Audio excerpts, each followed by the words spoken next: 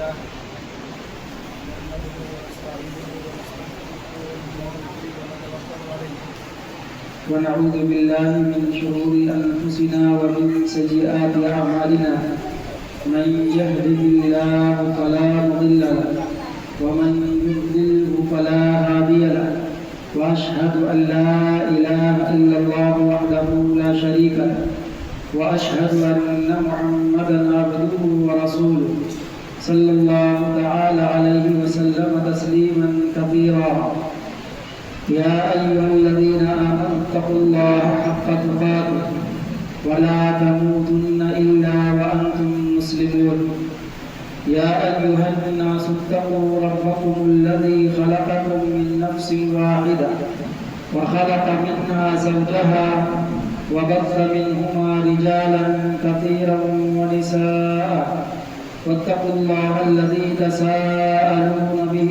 والأرحام إن الله كان عليكم رقيبا يا أيها الذين آمنوا اتقوا الله وقولوا قولا سديدا يصلح لكم أعمالكم ويغفر لكم ذنوبكم ومن يطع الله ورسوله فقد فاز فوزا عظيما أما بعد فإن خير الحديث كتاب الله وخير الهدي هدي محمد صلى الله عليه وسلم وشر الأمور محدثاتها وكل محدثة بدعة وكل بدعة ضلالة وكل ضلالة في النار أعوذ بالله السميع العليم من الشيطان الرجيم من همزه ونفخه ونفثه بسم الله الرحمن الرحيم قاف والقرآن المجيد بل عجبوا أن جاءهم منذر منهم وقال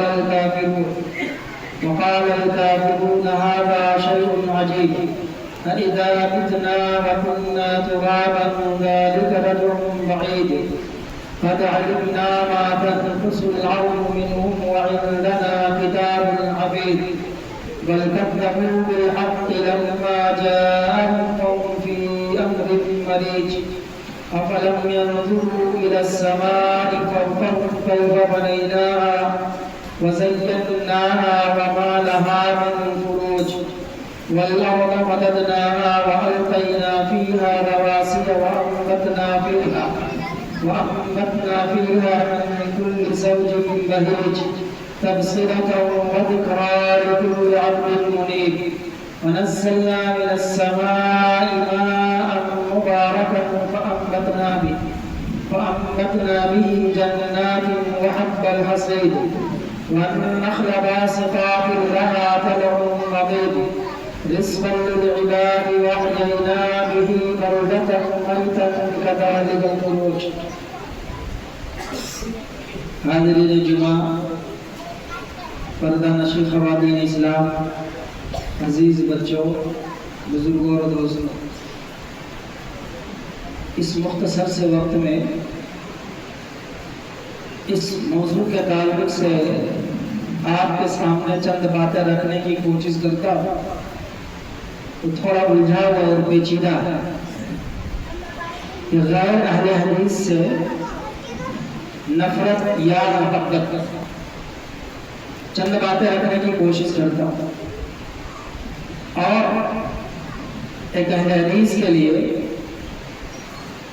ہر قدم پر عبادات ہو یا معاملات، رسول کریم صلی اللہ علیہ وسلم کا اسوہ ہمارے لیے نمونہ ہے کہ نبی صلی اللہ علیہ وسلم نے جو نمونہ ہمارے لیے پیش کیا ہے اسی نمونے کے تحت ہمیں ہر موڑ پر زندگی گزارنے کی کوشش کرنی چاہیے۔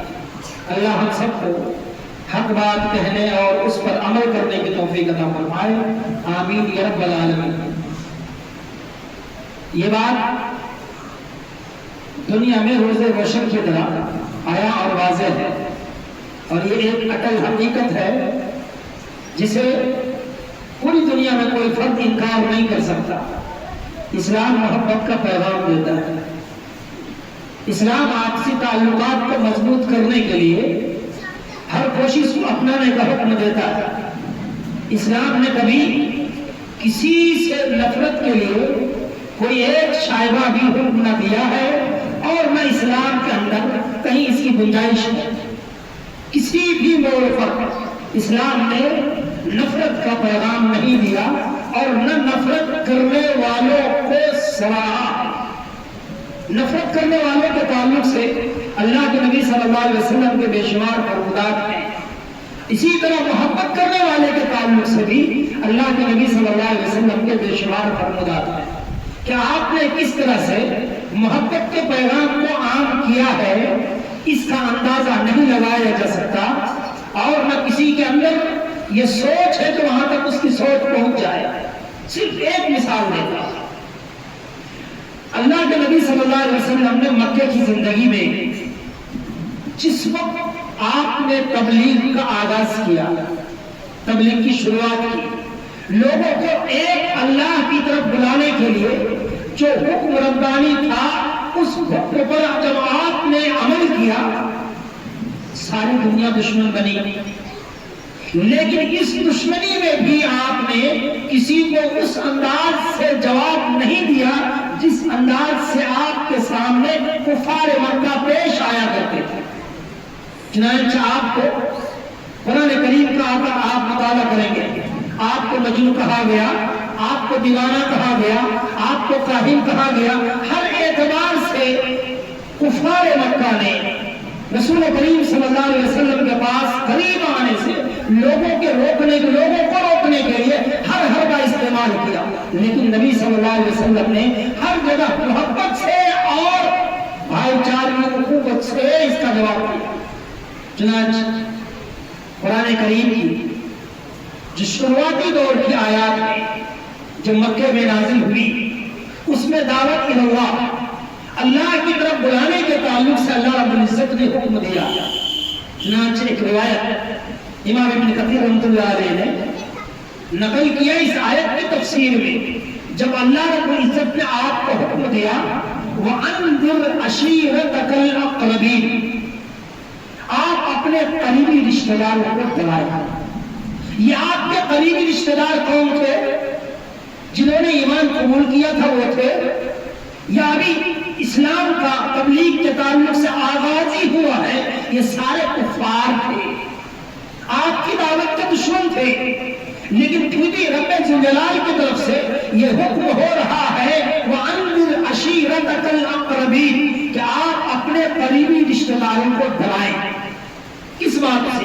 اگر وہ توحید کو نہیں مانتے، اسلام کو نہیں اپناتے ہیں، تو اسلام کو نہ اپنانے کی صورت میں جو ان کو اللہ رب العزت عذاب کا مزہ چکھائے گا میدان محشر میں، جو اس کی بری درگت ہوگی، بری حالت ہوگی، جہنم اس کا ٹھکانہ بنے گا، ان سارے عذاب سے آپ قریبی رشتہ داروں کو ڈرائیں، کیونکہ نجات صرف توحید میں ہے۔ نجات اللہ رب العزت کے بارگاہ میں صرف توحید کی بنیاد پر اللہ رب العزت نے رکھی ہے۔ جب اس راہ کو کوئی نہیں اپنائے گا تو اس کو آپ ڈرا دیں۔ چنانچہ روایت میں آیا اس تعلق سے امام ابن کثیر رحمۃ اللہ نے بہت ساری احادیث جمع کی۔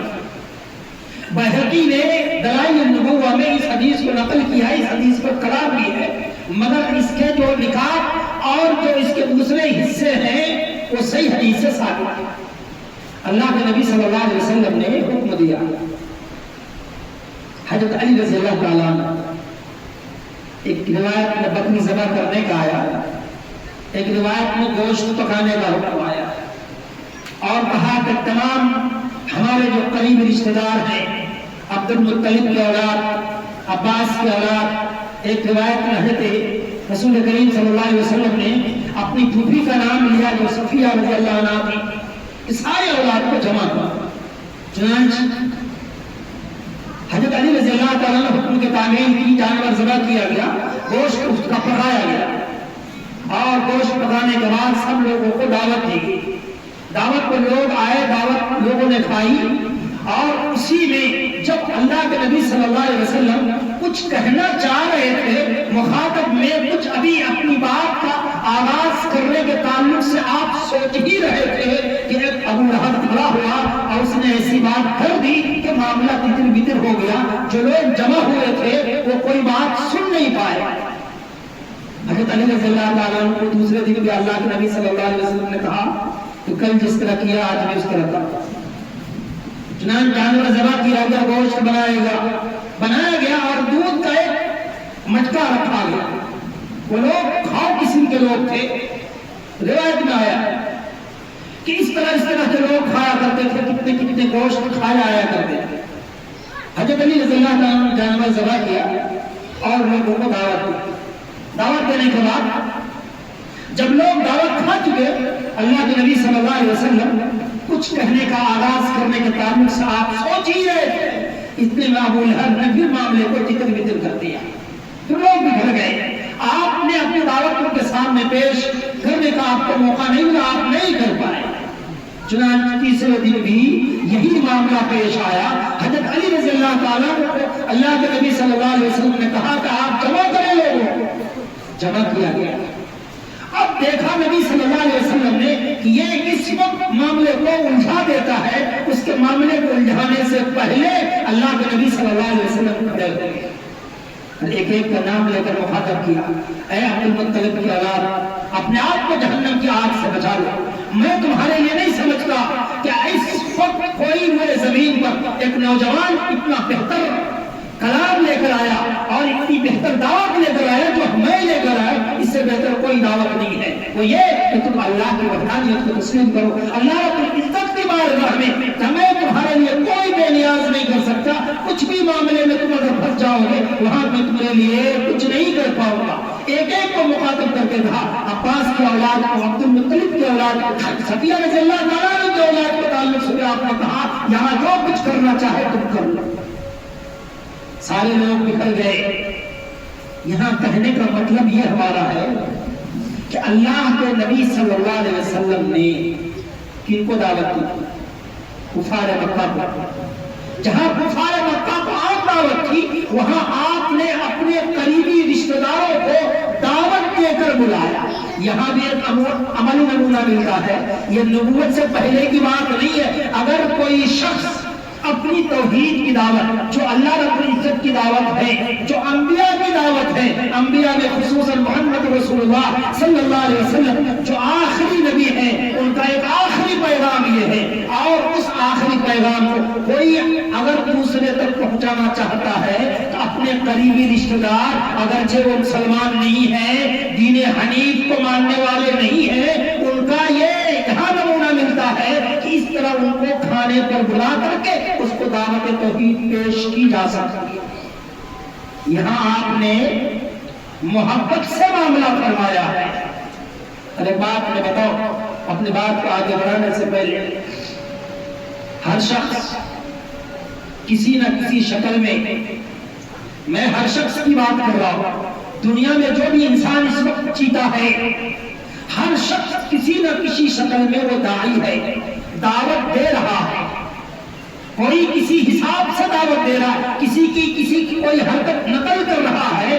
اگر آدمی چل رہا ہے, پھر رہا ہے, گفتگو کر رہا ہے, اس سے معاملات کر رہا ہے, تو معاملات کرنے میں ہر شخص اپنی طرف کھینچنے کے لیے کچھ نہ کچھ ایکٹیویٹی کو اپناتا ہے.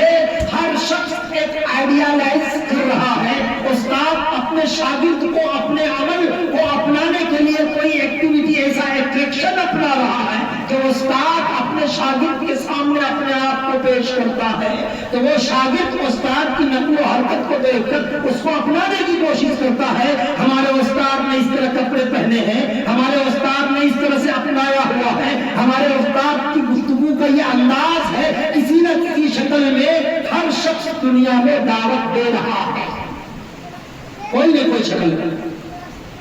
لیکن اللہ رب العزت نے فرمایا وَمَنْ أَحْسَنُ قَوْلًا مِّمَّنْ دَعَا إِلَى اللَّهِ. ہر شخص گفتگو کرتا ہے, بات چیت کرتا ہے, کلام کرتا ہے, لیکن کلام میں سب سے بہترین کلام وہ ہے جس آدمی کی زبان سے یہ کلام نکلے جو اللہ کی طرف دعوت دے.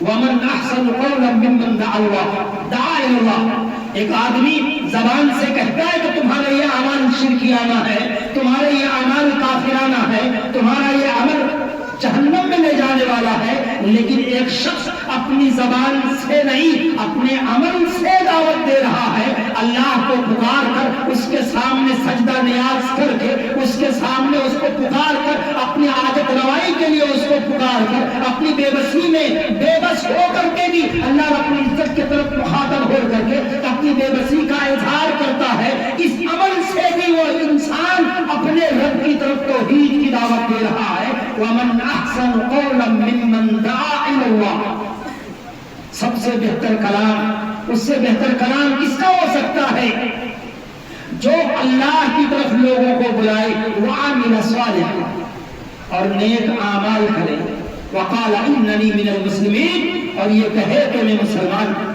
یہاں یہ بات سمجھ میں آئی کہ ہر شخص کسی نہ کسی شکل میں داعی ہے اور دعوت دے رہا ہے۔ ان تمام دعوتوں میں بہترین دعوت وہ ہے جو بندہ لوگوں کو اللہ کی طرف بلانا، اپنی دعوت سے، اپنے عمل سے، اپنی زبان سے۔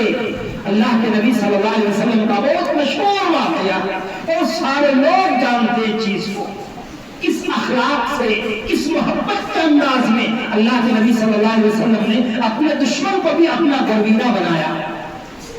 بہت مشہور واقعہ یہ ہے کہ ایک بڑھیا کو جب معلوم ہوا کہ نبی صلی اللہ علیہ وسلم توحید کی دعوت دے رہے ہیں تو وہ بڑھیا مکہ چھوڑ کر جا رہی تھی صرف اس وجہ سے کہ کہیں میرے کان میں محمد صلی اللہ علیہ وسلم کی دعوت نہ پہنچ جائے۔ جب اس کے بیٹری اس کے سامنے اس کا بوجھ تھا تو اس کا بوجھ اس کے وجود سے زیادہ وزندار تھا، چنانچہ اس کو بڑی مشکل ہو رہی تھی کہ وہ سامان اٹھا کر لے کر چلے۔ چنانچہ نبی کریم صلی اللہ علیہ وسلم کی جب نظر پڑی تو نہیں بتایا میں کون ہوں،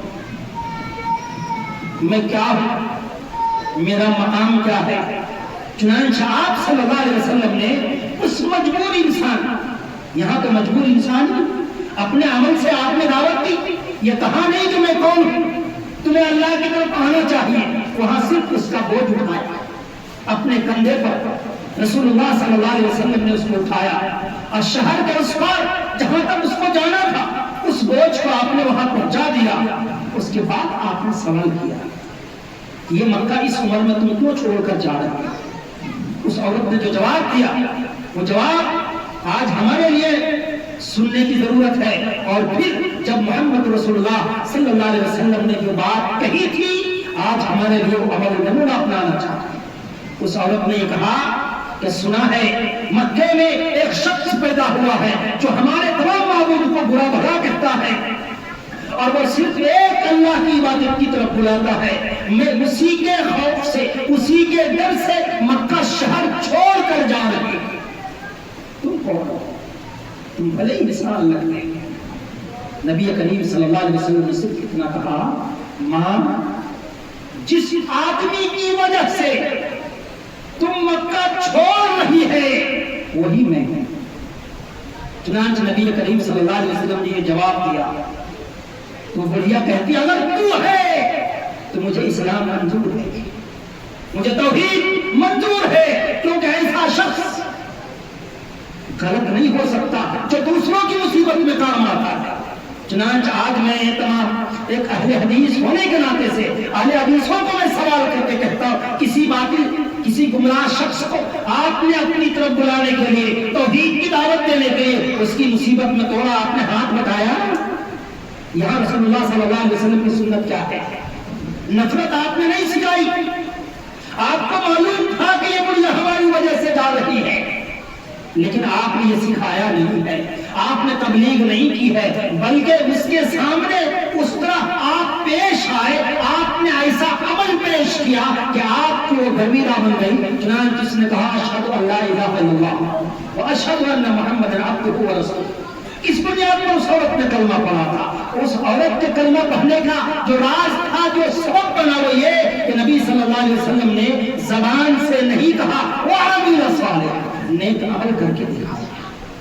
اس طرح کی اور بھی بہت ساری روایتیں جناب محمد رسول اللہ صلی اللہ علیہ وسلم کی ہے جو آپ نے مکے دور میں، چنانچہ حضرت ذوالجلال نے آپ کے اخلاق کی تعریف کی ہے اور یہ کہا لو كنت فظا غليظ القلب لانفضوا من حولك، اے نبی اگر آپ کی زبان میں مٹھاس نہ ہوتی، اے نبی اگر آپ شروع ہوتے، دل کے سخت ہوتے، آپ کا دل سخت ہوتا، لانفضوا من حولك، یہ سارے جو آپ کے ارد گرد بیٹھے صحابہ ہیں یہ آپ سے دور ہو چکے ہوتے، یہ آپ کے قریب نہ آتے۔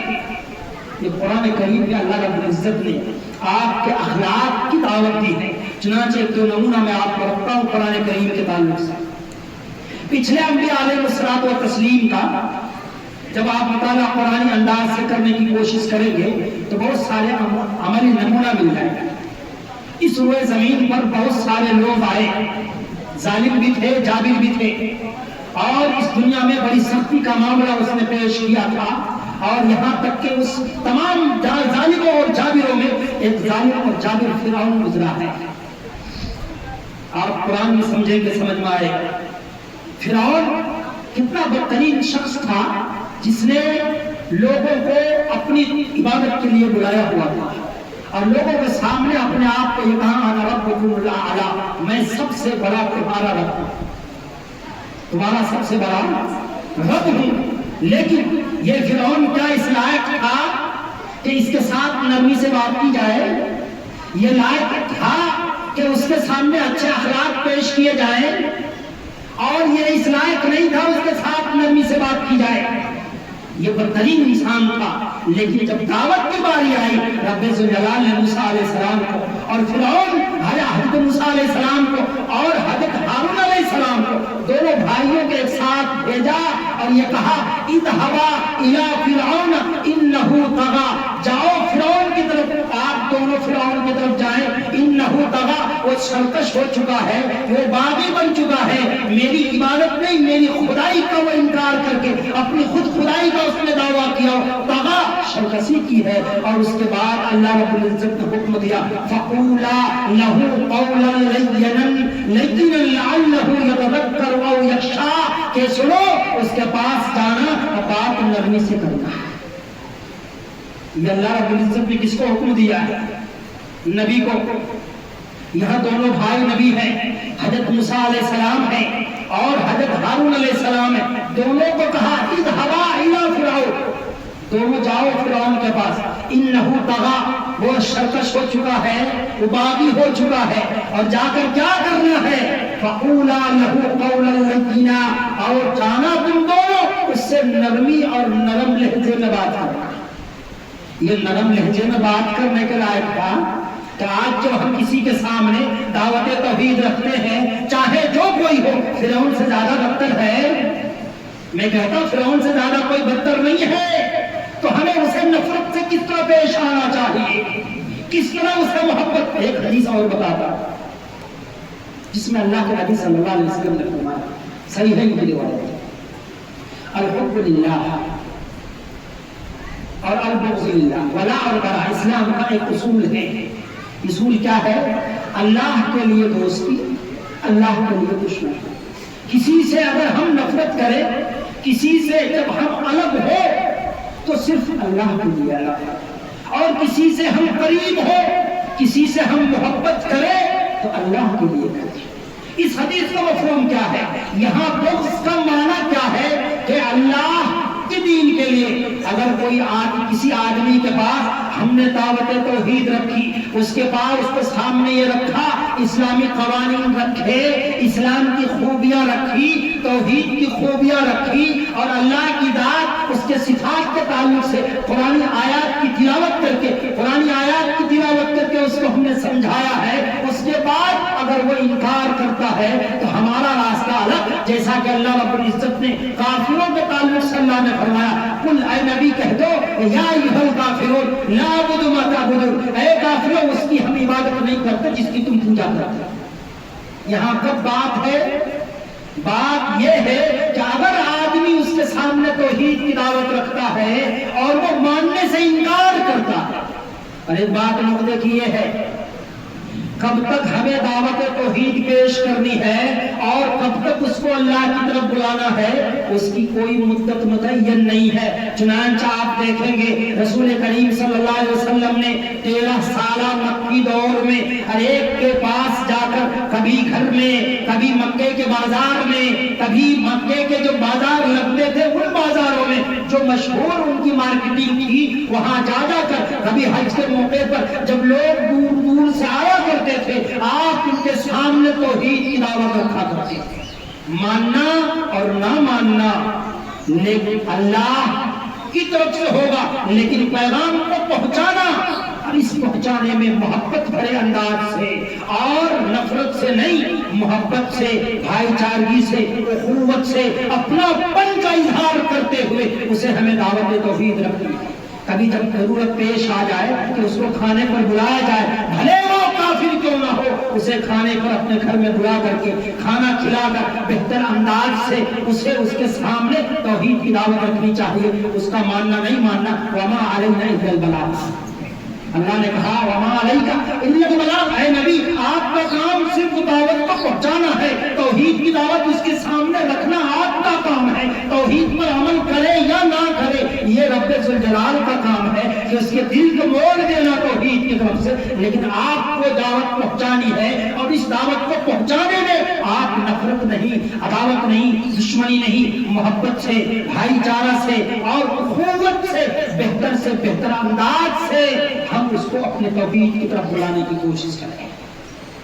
اسلام میں کبھی وقت ہو چکا، بہت ساری پرانی آیات تھی جن کو میں لے کر آیا تھا اس تعلق سے بیان کرنے کے لیے کہ اسلام نے کبھی نفرت کا پیغام نہیں دیا، یہاں تک کہ وہ کافر ہو، یہود ہو، نصارہ ہو، جو بھی کوئی ہو، اگر ہم اس کو دعوت دینے کی کوشش کریں گے تو دعوت میں نرمی ہو، بھائی چارگی ہو، محبت کا پیغام ہو، نفرت سے کوئی کسی کا دل جیت سکا اور نہ جیت سکے گا۔ چنانچہ قرآن کریم میں رسول کریم صلی اللہ علیہ وسلم کے تعلق سے فرمایا انک لعلی خلق عظیم، آپ بہترین اخلاق کے فائز تھے۔ آخری بات تو قرآن کریم کی میں پڑھ کر اپنی بات کو ختم کرتا ہوں۔ اس میں بھی بتایا گیا کس طرح کا دعوت توحید کو عام کرنا ہے۔ قرآن کریم میں اللہ رب العزت نے فرمایا لا ينهاكم الله عن الذين لم يقاتلوكم في الدين ولم يخرجوكم من دياركم ان تبروهم وتقسطوا اليهم ان الله يحب المقسطين۔ سورہ ممتحنہ کے اندر ہے۔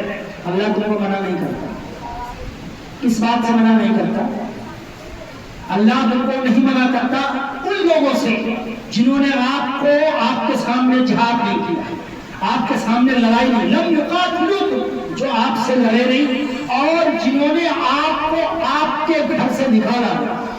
کس بات سے منع نہیں کرتا؟ ان تبروہم کہ تم اس کے ساتھ بھلائی کا معاملہ کرو اور تقسطوا الیہم اور تم ان کے ساتھ انصاف کا معاملہ کرو۔ ان اللہ یحب المقسطین، اللہ رب العزت محبت کرنے والے کو، انصاف کرنے والے کو پسند فرماتا ہے۔ چنانچہ یہ روایت حضرت اسماء رضی اللہ تعالیٰ عنہ کے تعلق سے نازل ہوئی۔ حضرت اسماء رضی اللہ تعالیٰ عنہ کہتی کہ میری ماں میرے دروازے پر آئی۔ یہ واقعہ بڑا غور کرنے والا ہے۔ وہ مشرکہ تھی، انہوں نے اسلام قبول نہیں کیا۔ حضرت اسماء رضی اللہ تعالیٰ عنہ نبی کریم صلی اللہ علیہ وسلم، یہ دور کا معاملہ ہے، نبی صلی اللہ علیہ وسلم کے پاس مسئلہ پوچھنے کے لیے آئی۔ میری ماں ہے جو میرے گھر کے تحفے تحائف بھی لے کر آئی تھی اور حضور نے ابھی اسلام قبول نہیں کیا، کیا میں ان کے ساتھ نیکی کا معاملہ کر سکتی؟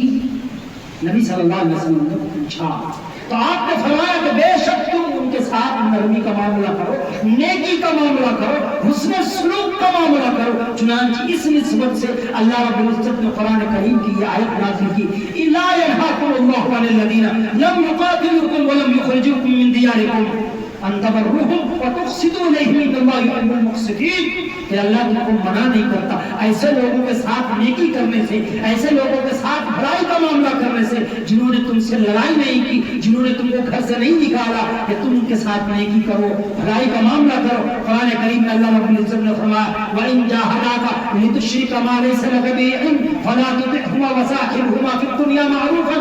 قرآن کریم میں اللہ رب العزت نے فرمایا اس دنیا میں مخلوق میں سب سے زیادہ حق ماں باپ کا بنتا کرتا ہے اس ماں باپ کے تعلق سے اللہ رب العزت نے فرمایا وَإِن جَاهَدَاكَ، اگر یہ ماں باپ بھی اگر تمہارے سامنے تم کو شرک کرنے پر مجبور کرے، اللہ نے کہا فَلَا تُطِعْهُمَا، ان کی بات نہیں ماننا، مگر اللہ نے کہا وَصَاحِبْهُمَا فِي الدُّنْيَا مَعْرُوفًا، دنیاوی معاملات میں ان کے ساتھ حسن سلوک کا معاملہ کرنا. یہ حسن سلوک کا معاملہ جو ہے ہر کافر کے ساتھ بھی ہے، مشرک کے ساتھ بھی ہے. تو یہاں تو اہل حدیث غیر اہل حدیث کے سامنے نفرت کا اگر معاملہ کرتا ہے تو میں کہہ سکتا ہوں وہ اہل حدیث نہیں ہے، اس کا اہل حدیثیت سے کوئی تعلق نہیں ہے. کیونکہ اہل حدیثیت میں اسلام ہے، اسلام نے محبت کا پیغام دیا ہے، اسلام نے کبھی نفرت سے کسی کا دل جیتا ہے اور نہ جیتے گا، اسلام نے نفرت تو سکھایا ہی. اس طرح کی بہت ساری قرآنی آیات اور احادیث ہیں جن احادیث کا خلاصہ یہ ہے کہ ہم کسی کے سامنے ایک بات میں پوچھتا ہوں اگر ان کو کافی سمجھا. اللہ رب العزت نے فرمایا مومن کون ہے؟ ایمان والے کی نشانی اللہ نے بتائی لا تقول لمن القى الیکم السلام لست مؤمنا، اگر آپ کے پاس کوئی کہتا السلام علیکم، اگر کوئی کہتا ہے آپ کے سامنے اللہ رب العزت کا یہ فرمان ہے لا تقول لمن القى الیکم السلام لست مؤمنا، اگر آپ کے سامنے کوئی سلام کرتا ہے تو آپ یہ نہیں کہہ سکتے کہ تم مومن نہیں. اس کے کردار، اس کے اگر اپنے اعمال خراب ہیں تو خراب صحیح آپ درست کرنے کے لیے ان کو دعوت دیں محبت بھرے انداز میں. یہ نہیں کہہ سکتے یہ سارے کافر جتنے غیر اہل حدیث ہیں ان کو ہم کفر کا فتویٰ لگائیں گے، کیا ان کو کافر کہیں گے؟ کیا ہماری نفرت کا وہ حقدار ہے؟ اگر کوئی نفرت کی دعوت دیتا ہے تو اہل حدیث چھوڑیے مسلمان نہیں ہے. کسی نے سلام کہا ہے تو آپ یہ نہیں کہہ سکتے کہ وہ مومن نہیں ہے. قرآن کے اندر اللہ رب العزت نے فرمایا بزرگوں دوستوں میرا آخری پیغام جو قرآن کا پیغام ہے محبت آپ اس طرح کریں لوگوں سے کہ آپ کے طریقے کا قائل ہو جائے، آپ اس انداز سے اخلاق کا معاملہ کریں. اگر وہ مشرک ہے تو توحید پرست ہو جائے، اگر وہ بدعتی ہے تو توحید سنت کو اپنانے والا بن جائے. ہم اپنے اخلاق سے، اپنے اعمال سے، اپنے کردار سے اس کے سامنے دعوت پیش کر سکتے ہیں. جس طرح ہم زبان سے اس کو کہتے ہیں توحید کی دعوت دیتے ہیں، اسی طرح اعمال سے بھی ہے. محبت کا پیغام یہ ہے ہم اپنی محبت سے لوگوں کے سامنے اسلام کی دعوت کو رکھیں، توحید کی دعوت کو رکھیں. نفرت اسلام نے نہیں سکھایا ہے اور نفرت اسلام میں ہے ہی نہیں.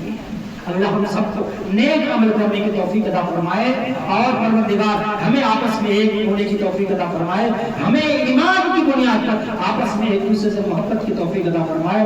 آمین یا رب العالمین. اقول قولی ھذا واستغفر الله لي ولكم ولسائر المسلمين من كل ذنب فاستغفروه انه هو الغفور الرحيم.